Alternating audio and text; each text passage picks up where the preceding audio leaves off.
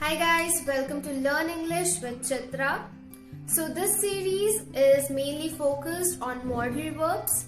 So basically इस series में हम लोग हर एक modal verb का different forms प्लस उन्हें tenses के according कैसे use करना है उसे डिटेल में सीखेंगे अलग अलग वीडियोस के थ्रू। तो चलो विदाउट वेस्टिंग एनी टाइम हम आज की क्लास स्टार्ट करते हैं। लेकिन आज की क्लास कौन सी मॉडल वर्ब पे है, लेट्स सी। तो आज हम सबसे कॉमन और सबसे ज्यादा यूज में आने वाला मॉडल वर्ब शुड को समझेंगे। शुड को समझने से पहले हम एक छोटा सा रिविजन कर लेते हैं। मॉडल वर्ब होता क्या है? अगर इजी लैंग्वेज में समझे तो मॉडल वर्ब एक हेल्पिंग वर्ब की तरह ही दूसरे रेगुलर या इरेगुलर वर्ब के साथ यूज होता है, लेकिन इसका पर्पस डिफरेंट आइडियाज एक्सप्रेस करना होता है। किस तरह के ideas?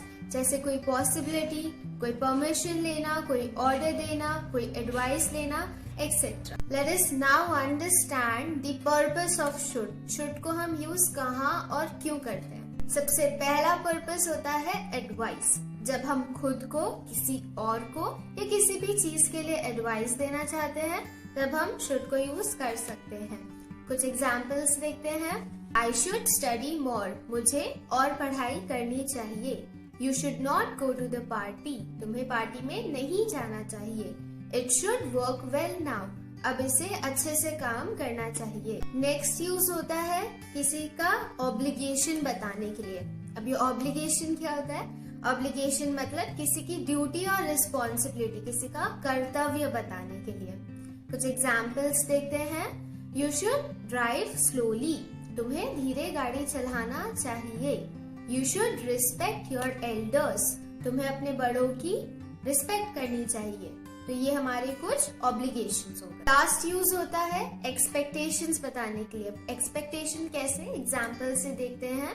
I should reach by 12 PM. मुझे 12 बजे तक पहुंच जाना चाहिए। तो ये चीज मैं एक्सपेक्ट कर रही हूँ। नेक्स्ट अब हम समझते हैं कि टेंसेस के अकॉर्डिंग शुड कैसे चेंज होता है। इस चीज को समझने से पहले हम एक कंसेप्ट क्लियर करते हैं। शुड एक मॉडल वर्ब है और मॉडल वर्ब किसी भी टेंस में, पास्ट, प्रेजेंट, फ्यूचर, किसी भी टेंस में खुद को चेंज नहीं करता है। दैट मीन्स शुड कभी भी शुडेड नहीं होगा। शुड ही रहता है। शुडेड कोई वर्ड नहीं होता है। नेक्स्ट थिंग, बहुत से लोग शुड को शैल का पास्ट फॉर्म लेके समझते हैं।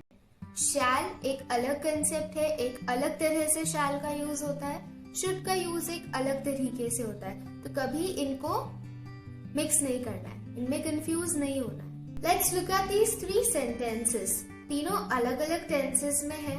आई should go to the market today. I should go to the market tomorrow. I should have gone to the market yesterday. अगर हम पहले 2 सेंटेंसेस को देखें जो प्रेजेंट और फ्यूचर फॉर्म में है, इसमें क्या चीज चेंज हुई है?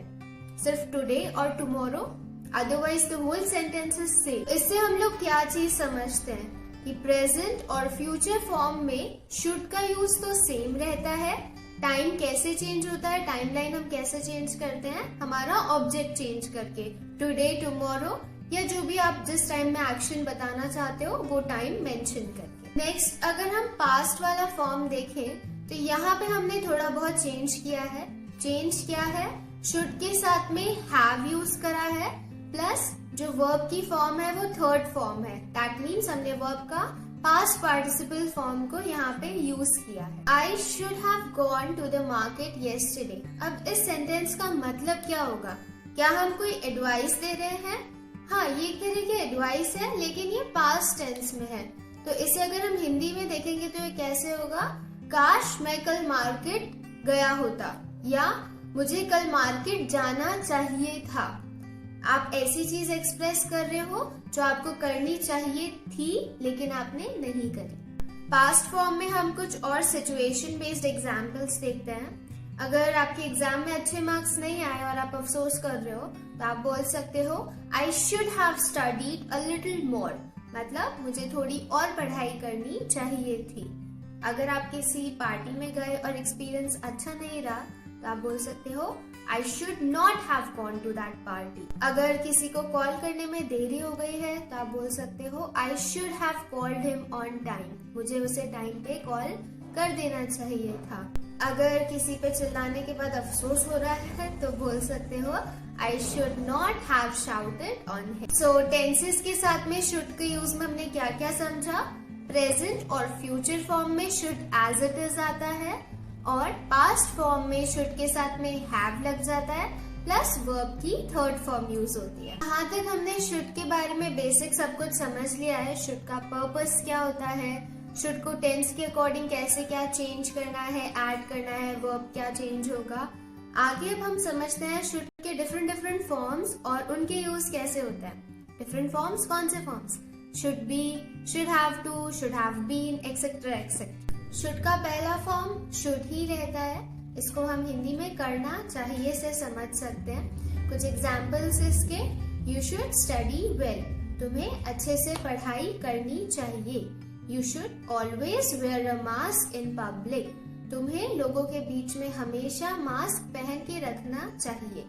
इसका नेगेटिव फॉर्म रहता है शुड नॉट। शुड नॉट हम कोई चीज जब मना करना चाहे उसके लिए बोल सकते हैं। For example, you should not go out during curfew hours, तुम्हें कर्फ्यू के टाइम पे बाहर नहीं जाना चाहिए। नेक्स्ट फॉर्म है शुड बी, या नेगेटिव फॉर्म में देखें तो शुड नॉट बी। इसका यूज हम करते हैं जब कोई भी चीज होनी चाहिए या फिर नहीं होनी चाहिए। For example, she should not be here, उसे यहाँ नहीं होना चाहिए। She should be in school, उसे स्कूल में होना चाहिए। He should be in the hospital, उसे हॉस्पिटल में होना चाहिए। He should not be with her, उसे उसके साथ नहीं होना चाहिए। शुड का एक और यूज होता है जब कोई भी चीज की जानी चाहिए या किया जाना चाहिए, वहां हम यूज करते हैं। इसमें एक थोड़ा सा चेंज रहता है, हम वर्ब की थर्ड फॉर्म को यूज करेंगे और ये पैसिव वॉइस में सेंटेंसेस बनाने के लिए यूज होते हैं। For example, he should be given the mobile phone, उसे मोबाइल फोन देना चाहिए।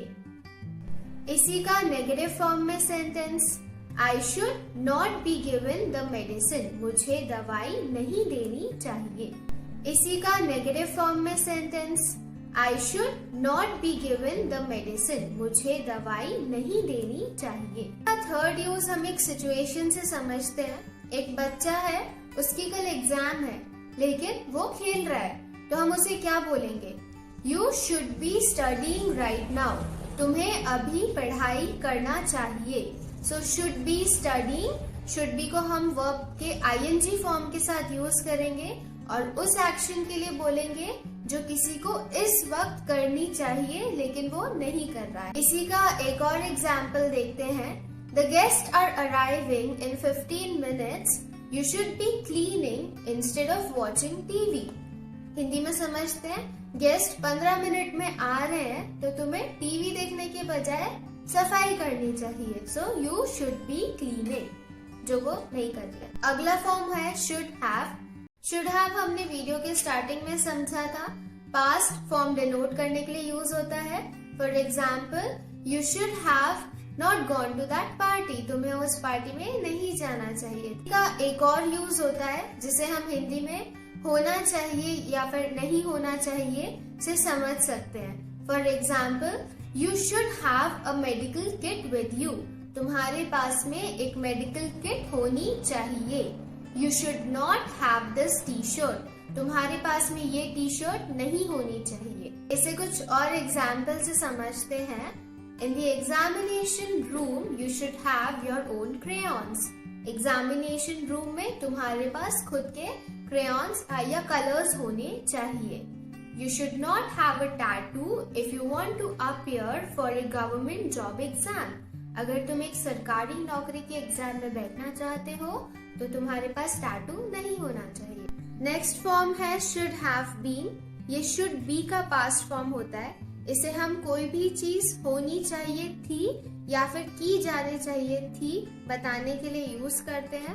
For example, he should have been in the school yesterday, उसे कल स्कूल में होना चाहिए था। You should not have been to the market yesterday, तुम्हें कल मार्केट में नहीं होना चाहिए था। इसे भी हम वर्ब के थर्ड फॉर्म के साथ में पैसिव वॉइस सेंटेंसेस बनाने के लिए यूज कर सकते हैं। For example, He should have been given the medicine on time. उसे टाइम पे दवाई दे देनी चाहिए थी. He should not have been given the mobile. उसे मोबाइल नहीं देना चाहिए था. Next form is should have had. Should have had को हिंदी में समझे तो पास होना चाहिए था. इसके कुछ examples. He should not have had the wrong bag. उसके पास गलत बैग नहीं होना चाहिए था. Should have to करना ही चाहिए. I have fixed the computer. It should have to work properly now.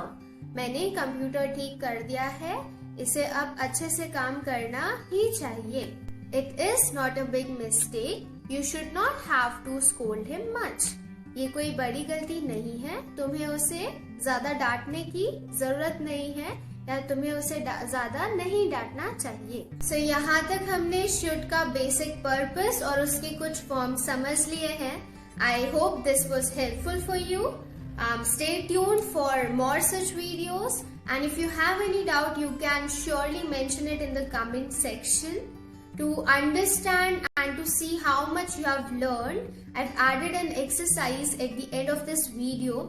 Do solve it, and I'll see you guys next time. Ta-da!